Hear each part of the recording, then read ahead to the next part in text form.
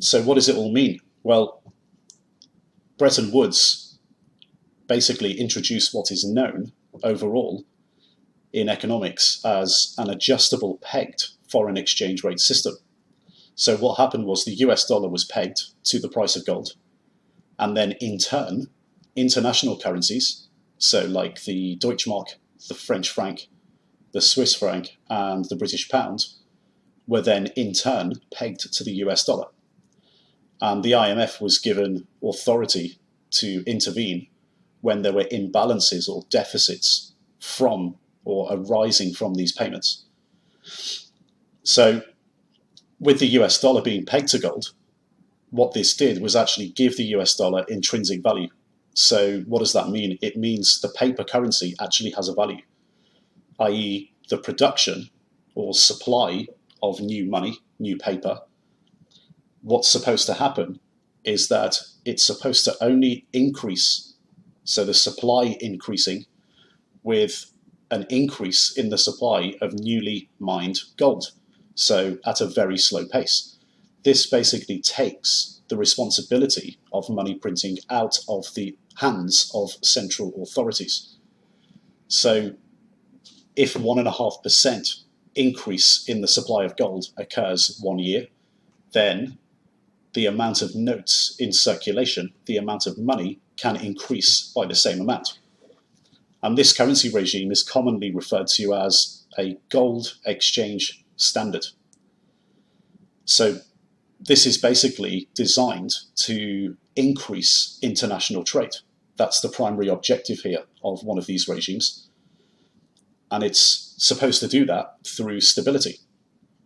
So instead of nations, let's say, transporting large quantities of gold around the world to pay for goods between each other, what would happen now is that the US dollar would be anchored to the value of gold and the supply of gold, and all major trading nations would use US dollars in order to pay for those goods. And obviously notes are much more easily transportable. So as a consequence, what happened by default, the US dollar became the world's reserve currency. It became the default currency when paying for goods and services globally between those trading nations. But if you think about what this means, it means that all of the nations require a large amount of US dollar reserves at any one time. Now, the upside to a regime like this is as long as everyone plays by the rules and the terms of trade, then the terms of trade would be predictable. So that would actually increase the amount of trade between member nations, leading to increased prosperity and potential peace amongst the trading partners. But there was a problem.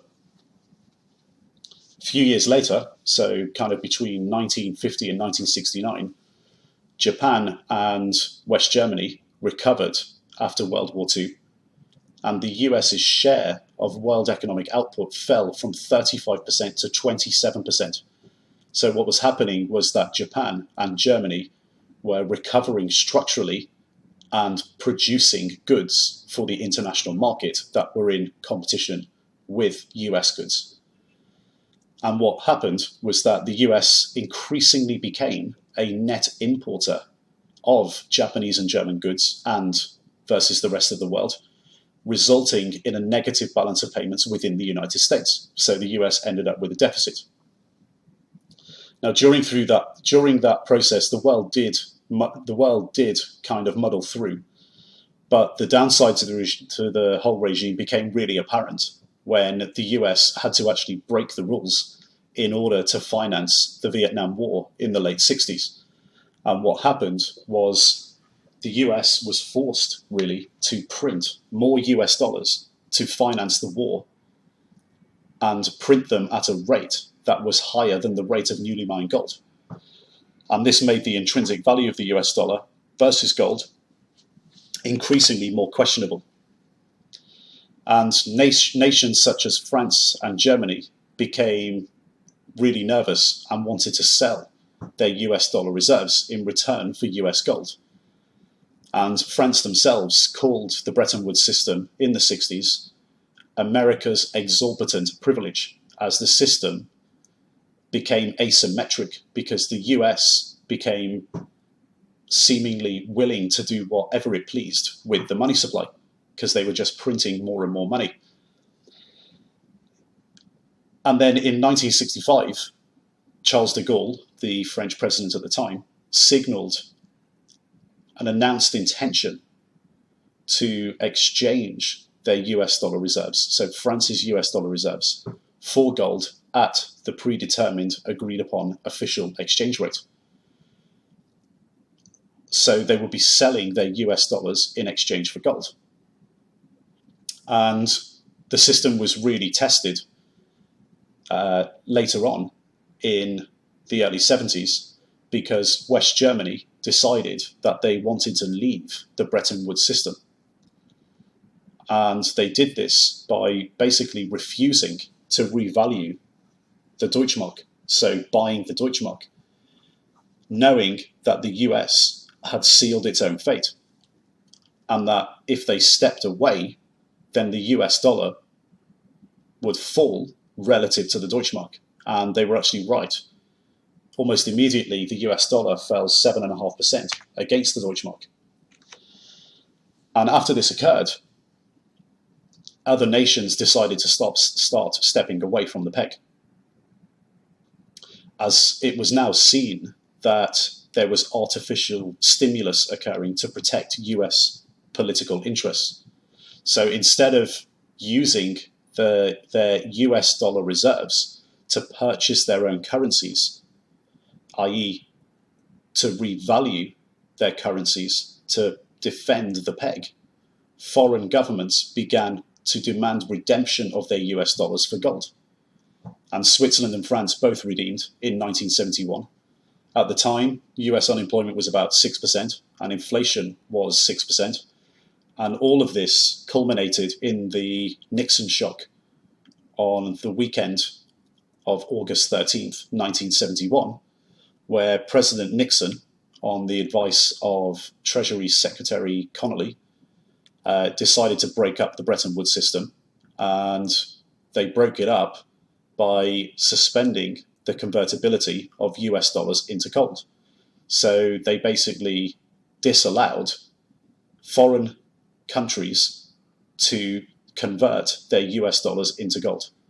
And this created an overall US dollar crisis, which was then used as a political weapon by Nixon in order to divert attention away, to divert the attention of voters away from the realities of these causes, which was essentially America having a protectionist system looking after their own political interests and maintaining their deficit. So Nixon's publicly stated intentions were to break the peg in order to protect its value and to stabilize the currency against speculators. And this was all just political speak because it's counterintuitive. How do you protect the value of your currency if you're allowing it to go down? It doesn't make any sense. So what he means by this, when you watch the speech that Nixon gave, what he means by this is a devaluation of the US dollar. So in order to make US exports less expensive and foreign goods more expensive, to stimulate the demand for domestic goods and create jobs. Essentially what they did by breaking the Bretton Woods system was to start a trade war or currency war. And we're going to watch a video now, which is Nixon's address to the nation, which was made on the Sunday, 15th of August, 1971, before the markets opened. We're going to watch that video now, and I want you to listen to the political speak. This is very important for currency traders to begin to understand that central authorities, when things go wrong, central authorities such as governments and central banks will use political language in order to defend situations that are untenable. So let's watch the video and we'll come back to the presentation in a second. The third indispensable element in building the new prosperity is closely related to creating new jobs and halting inflation. We must protect the position of the American dollar as a pillar of monetary stability around the world. In the past 7 years, there's been an average of one international monetary crisis every year. Now, who gains from these crises? Not the working man, not the investor, not the real producers of wealth. The gainers are the international money speculators. Because they thrive on crises, they help to create them. In recent weeks, the speculators have been waging an all-out war on the American dollar. The strength of a nation's currency is based on the strength of that nation's economy. And the American economy is by far the strongest in the world. Accordingly, I have directed the Secretary of the Treasury to take the action necessary to defend the dollar against the speculators. I have directed Secretary Connally to suspend temporarily the convertibility of the dollar into gold or other reserve assets, except in amounts and conditions determined to be in the interest of monetary stability and in the best interest of the United States. Now, what is this action, which is very technical, what does it mean for you? Let me lay to rest the bugaboo of what is called devaluation. If you want to buy a foreign car or take a trip abroad, market conditions may cause your dollar to buy slightly less. But if you are among the overwhelming majority of Americans who buy American-made products in America, your dollar will be worth just as much tomorrow as it is today. The effect of this action, in other words, will be to stabilize the dollar. Now, this action will not win us any friends among the international money traders. But our primary concern is with the American workers and with fair competition around the world. To our friends abroad, including the many responsible members of the international banking community who are dedicated to stability and the flow of trade, I give this assurance. The United States has always been and will continue to be a forward-looking and trustworthy trading partner. In full cooperation with the International Monetary Fund and those who trade with us, we will press for the necessary reforms to set up an urgently needed new international monetary system. Stability and equal treatment is in everybody's best interest. I am determined that the American dollar must never again be a hostage in the hands of international speculators. I'm taking one further step to protect the dollar, to improve our balance of payments, and to increase jobs for Americans. As a temporary measure, I am today imposing an additional tax of 10% on goods imported into the United States. This is a better solution for international trade than direct controls on the amount of imports. This import tax is a temporary action. It isn't directed against any other country. It's an action to make certain that American products will not be at a disadvantage because of unfair exchange rates. When the unfair treatment is ended, the import tax will end as well. As a result of these actions, the product of American labor will be more competitive, and the unfair edge that some of our foreign competition has will be removed. This is a major reason why our trade balance has eroded over the past 15 years. Okay, so let's go back over to the presentation. And what you saw there actually turned out to be a huge political success for Nixon and the US government. The American public actually thought Nixon was saving them from speculators and a foreign-caused exchange rate or trade crisis. So it's the beggar thy neighbor policy. Blame your foreign trade partners for the problems in your own currency, when actually the problems were stemming from an uncontrollable deficit and the currency being pegged at the wrong value or at a level that couldn't maintain international trade with trading partners sensibly. So It ended up being a political success, but the economic reality was that in the week following, the US dollar fell 2.5% against the Swiss franc, 5% against the pound, and 10% against the yen. Not huge moves, but big enough. And in the year following, the US dollar was actually down 45% against the Japanese yen.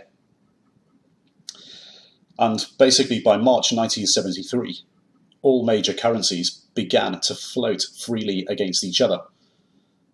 Since the collapse of the Bretton Woods system, the IMF members have basically been able to choose any form of exchange rate agreement or arrangement that they wish to have, well, except pegging their currency to gold. So currencies now can basically float freely, can be pegged to another currency or basket of currencies, adopt the currency of another country. So countries can actually decide to adopt another country's currency and can participate in a currency bloc or form part of a monetary union, such as the euro, for example. And in 1973, March 73, the US dollar index was founded, and the DXY, the dollar index, is a basket of 6 currencies weighted against the US dollar.